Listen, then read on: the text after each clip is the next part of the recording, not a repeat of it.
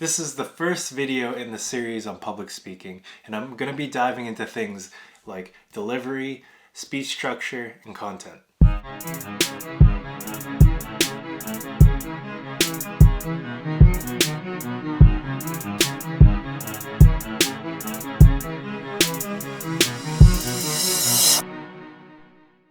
What's up, everybody? In this video, I'm going to give you 5 reasons of why you need to learn public speaking. Reason number 1, it will haunt you whether you like it or not.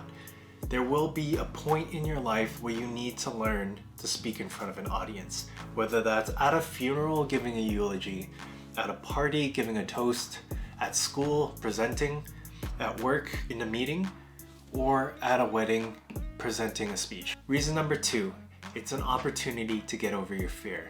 Most people are afraid of public speaking. They hate being judged by other people. They don't like to do things in front of others because it makes them feel embarrassed if they make a mistake. But I think the main reason why everyone is afraid of it is because of social conditioning from when we were young. For example, when we were kids, our parents always said, oh, don't say that, or don't speak out loud in front of these people, or don't say something that's supposed to be private. Another example would be maybe in elementary school where the teacher would point out when you're not listening in front of the class and embarrass you. Even though they were trying to deliver another type of message to say, pay attention, what they were actually doing was making it worse for you, developing that fear. The thing that pushed me towards going into learning public speaking was my own wedding, where I had to deliver a speech, and I really didn't want to screw up, because in the past, a few years before, I attended my sister's wedding as the best man, and when I gave my speech there, even though it was amazing, according to the feedback that I received, most of the people didn't hear it. And the problem was because my confidence was so low and my voice was shaking and so nervous that nobody wanted to listen to me. They would have rather talked and had a conversation with the people beside them and eat their food. So in the end, I really didn't want to repeat the same mistake that I did at my sister's wedding. So I took a couple months of Toastmasters in preparation, and it really helped. Reason number 3. Nothing is more liberating than feeling comfortable in an uncomfortable situation. Say that 5 times fast. When we're scared, whether it's lions hiding in the bush or people on the other side of the room listening to us, we do release these chemicals in our brain, cortisol and adrenaline, and this gets us into a fight or flight state, in a survival mode, triggering us from thinking logical back into our reptilian parts of our brain. And this gets our palms sweaty, our heart racing and beating like a drum, our leg twitching, all those things that are associated with nervousness. When we practice enough public speaking, we get to the point where we can control ourselves and feel comfortable. Maybe a little bit anxious, the nerves may still be there, but overall, we don't enter into this mindset.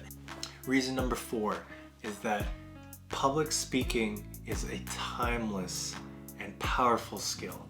A famous speaker, Eric Edmendiez, gives a couple examples about this.